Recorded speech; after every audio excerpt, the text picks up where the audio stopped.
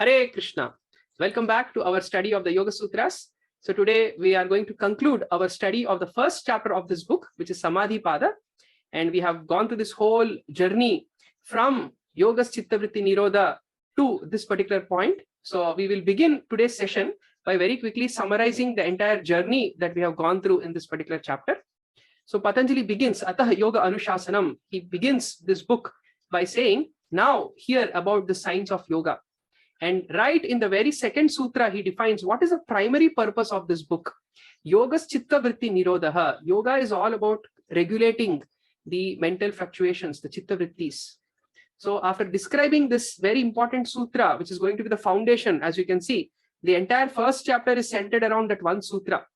And not just the first chapter, the rest of the book also is all going to focus on this one theme of how do I regulate these Chittavrittis. So in Sutras 3 and 4, he speaks about what happens when the Chittavrittis are indeed controlled. When the Nirodha happens, what happens? Does one vanish into thin air? No. Tada drashtuhu swarupe avasthanam. Then the observer, the Purusha, comes to one's own true form, true nature, swarupa. Else, we start identifying or misidentifying with those vrittis. That is our bound state. In the bound state, what happens? We are so identifying with our mental fluctuations and our mental states. Then what are these mental fluctuations? We saw those 5 Chittavrittis from Sutras 5 to 11, right? Correct perception, incorrect perception, imagination, sleep and memory. And what are the accurate definitions of each of these 5 terms? What are the 5 Chittavrittis? Patanjali talks about them in the next section. Then what is this yoga process all about? And there we studied this very important concept called as involution. Just like how the soul's consciousness has evolved into matter, how the soul has been covered with these different layers of matter, the yoga process is trying to reverse this process or unpeel these layers. And the systematic layer by layer unpeeling, we use the term called as involution. And this involution, how does it happen? Mainly 2 important aspects: practice and detachment, abhyasa and vairagya. So in that section, we saw the 3 important characteristics of abhyasa. The nature of practice, sa tu dirgha kala, practice has to be prolonged.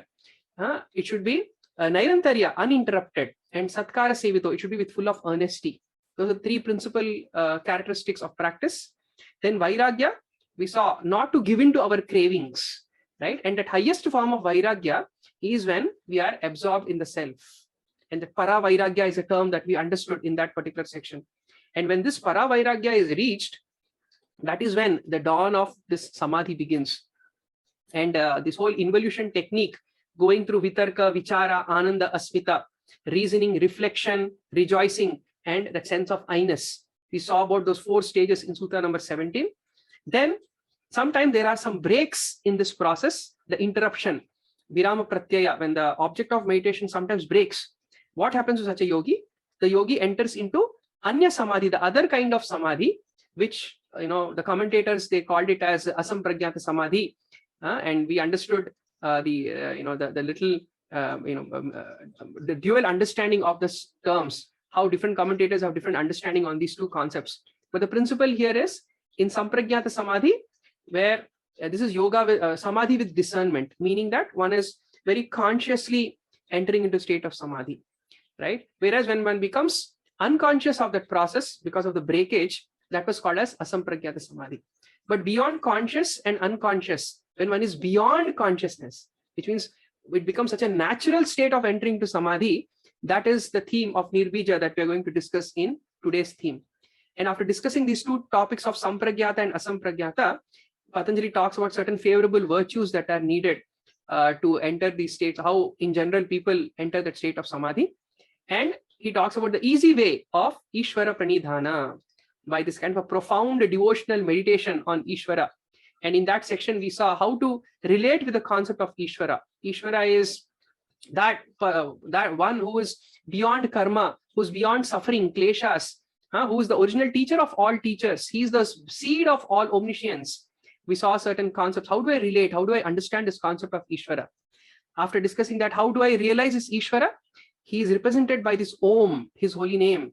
And by repeated chanting with feeling of of his names is the way to realize this Ishvara, right? And what is the result of that? Ishvara Pranidhana removes all obstacles in the process of attaining Samadhi, right? While Ishvara Pranidhana is a very powerful way, not everyone can follow that process or relate with that process. So there are other ways of overcoming those obstacles.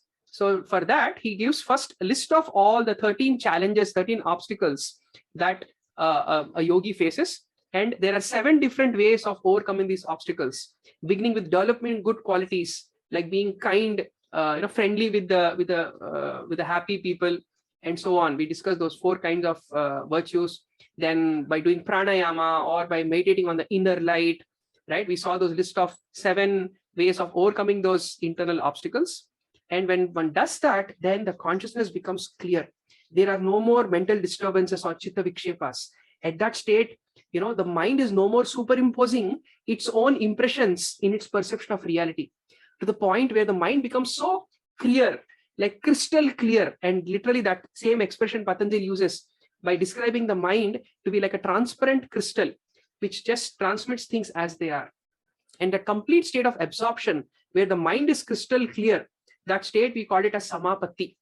And using that samapatti, we went to this whole spectrum of savitarka, nirvitarka, savichara, nirvichara, samapattis, where we go from a state, how this samapatti is complete absorption. And from that particular state, how we enter into the preconceptual stage, how we even give up that sense of tarka or reasoning and go into a reflective stage, to the point where we start involuting our perception of reality, our perception of the object of our meditation becomes so involuted that it finally comes to the most primordial state of matter. If you remember, we discussed that in the previous one of the previous videos, where we spoke about this example of how that same ice can be seen as solidified water, or to the point where it is finally a collection of some subatomic particles. Like that, one's perception of reality becomes so refined. One is no more interacting with these gross forms, but one learns to see that underlying substrata, which is the foundation of this entire material creation, which is that pradhana. And one goes even beyond that, even to give up that material notion, because even pradhan is a material notion. To give up that material notion also at that stage, after nirvichara samapatti, the true wisdom of the soul starts dawning. That ritambhara pragya, the truth-bearing wisdom, starts manifesting. And when the truth-bearing wisdom manifests, then what happens? One gives up even all kinds of material notions, right? And one is purely situated in that spiritual state. What happens with that ritambhara pragya in the last 2 sutras, Patanjali is going to highlight, right? And that is how he's going to introduce the state of nirbija samadhi, which is the ultimate perfection of the samadhi process. So we are going to see what this nirbija samadhi is. What is a perfected stage in today's session?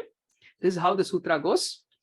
Tajja samskaro anya samskara pratibandhi. Tat jaha.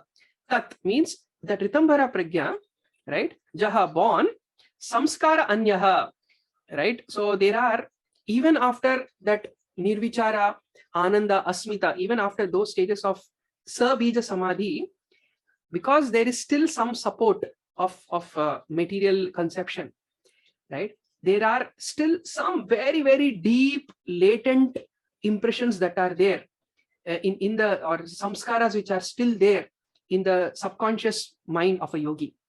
Externally, it may not be so prominent, but in the deep state of samadhi, sometimes, occasionally, like a disturbance, you will see sometimes in a still lake, the mind of a yogi at that point is almost still, like a still lake. But sometimes even in a still lake, you will see there's a small bubble that will pop up, right? Some disturbance comes up and that creates very, very fine ripples. These latent, there's very, very fine, minute samskaras are like that. And these subliminal imprints, samskaras, remember what is the meaning of the word samskara? Samskara means any kind of a mental impression from our past, right? And these impressions these are not like the dominant impressions that we experience in our normal state, but these are very, very fine subliminal imprints. And these imprints are also wiped out by this ritambhara pragya, right? That is how purified the consciousness of a yogi becomes. This is a concept that Patanjali is going to talk about in the third chapter, again, in the Vibhuti Pada, in the beginning of the Vibhuti Pada, we'll discuss more elaboration on this. At that point there, he calls it as a Nirodha Samskaras. Nirodha, Yoga Chittavritti Nirodha, the terminating samskara. So while there is one material, the final last trace of some material impression may pop up in your mind. Just like how when we are meditating, some thoughts will pop up in our mind, right? But thought is still a very, very gross form. We're talking about very, very fine, minute, last traces of some material impression that may pop up. And at time, this truth-bearing wisdom, the spiritual wisdom will come and counteract this and ensure that we are not affected. Remember, at this point, the yogi has already transcended the influence of time. All of this happening in a timeless state of awareness, right? So it is very difficult to even put in the concept of causation, that first came a material conception, then came a spiritual it's all happening in a very dynamic way. And at that particular stage, when all those, even the truth-bearing wisdom, the Siddhambhara Pragya, when it has literally nullified the effect of all those last traces of material conception, then the yogi enters into the last stage of Nirbija Samadhi. This is how he describes. Tasyapi nirodhe sarva nirodhan nirbija samadhihi.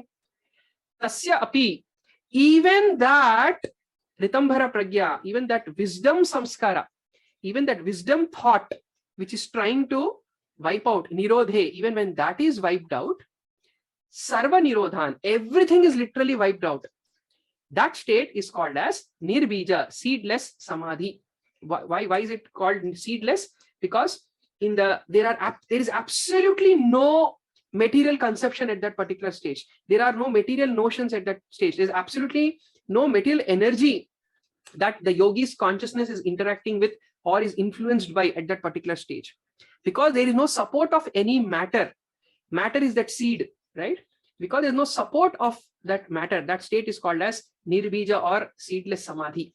This is how translation goes. When even this impression is wiped out, this impression means that spiritual wisdom, even when that is wiped out, every impression is totally wiped out and there is the nirbija samadhi. Now at this point, you may be thinking, why is spiritual wisdom wiped out? I thought spirituality is something that we need, right? But understand, even within that spirituality, there are two aspects. The real spirituality is knowledge of the soul's real identity, the real swarupa. If you remember, we discussed this in Sutra number 3, where we said that when the Chittavritti Nirodha happens, then what happens? Tada drashtuhu swarupe avasthanam. At that stage, the observer is situated in one's own true identity, which means the consciousness of the Purusha, the awareness of the Purusha at that time is only aware of one true self. That is the real spiritual knowledge, right? And then there is the other part of spiritual knowledge, which is the spiritual knowledge or spiritual wisdom needed to overcome material energy. Now, once you have literally become pure, once you have come out of the influence of material energy, the knowledge to overcome material energy is also a burden. The example given is just like fire. When you set up a fire, there are logs of wood and you set up a fire. The perfection of the fire is when the fire burns all those logs of wood and it extinguishes itself. Literally, the fire has accomplished its task when it extinguishes itself. Likewise, this spiritual wisdom, which is like that fire, to the point, and the material impressions are like the logs of wood. The perfection of the spiritual wisdom fire is when it wipes out or burns all those logs of wood, everything turns to ashes and the fire itself extinguishes, because now there is no need for the fire, because there is no need to burn any more wood. The fire extinguishes. Just like that, even this spiritual wisdom connected to how do I overcome this material energy is also a burden from the point of view of a pure soul. It is just like in a journey. Imagine you are going hiking on a mountain, right? So when you are walking out of the house, you carry your backpack, you carry your water bottle, you carry your cap, maybe a sunscreen, etc. You carry all of them, maybe some snack, food, fruits, glucose, etc. And you go up the mountain. And once you finish your hiking, as you're returning back home, you are not going to carry those things. Those things, all the equipment, the gear is meant for the hiking process. But once you've finished your hiking process, you will just let go of the gear. Even that gear is actually a burden in your natural state. Even though you don't have the task of hiking, that hiking gear at home is a burden. Likewise, even this Ritambhara Pragya, or this truth-bearing wisdom, or the spiritual wisdom, right? Mind you, again, what part of spiritual wisdom? That part that helps you to overcome material energy. That is also a burden. So the yogi relinquishes even that. And that is when one truly, truly comes to one's true state, one's true identity. And that state is where he has absolutely no material support. That state is called Nirbhita Samadhi. That is a state where the Purusha, where the soul is situated in one's own real identity without any material influences. That is when real self-realization happens. You realize your true identity, that I am that soul, I am that Satchit Ananda, I am that eternal, cognizant and blissful soul. That is the state of this Nirbhita Samadhi. Right? That is how Patanjali, he concludes this particular chapter. Remember, this specific chapter, as I mentioned earlier, is meant for the more seasoned practitioners, for the pro practitioners. If you notice, the practice part of this book straight away begins from the state of meditation and samadhi. Right? If you remember in Sutra, when he talks about Abhyasa and Vairagya, practice and detachment, in Sutra number 14, 15, 16. And immediately in Sutra number 17, he talks about, Vitarka, Vichara, Ananda, Asmita. He talks about deep state of involution and samadhi directly. Because this specific chapter is meant to guide those advanced practitioners who are already nearing that state of samadhi and have some doubts, some confusion in terms of their practice, and to remove those final hurdles in their path. This specific chapter is geared. But we are not at that stage. What about us? Right? What about a budding practitioner, a budding seeker, for whom just dealing with their mental problem, dealing with the life challenges itself is a big overwhelming task.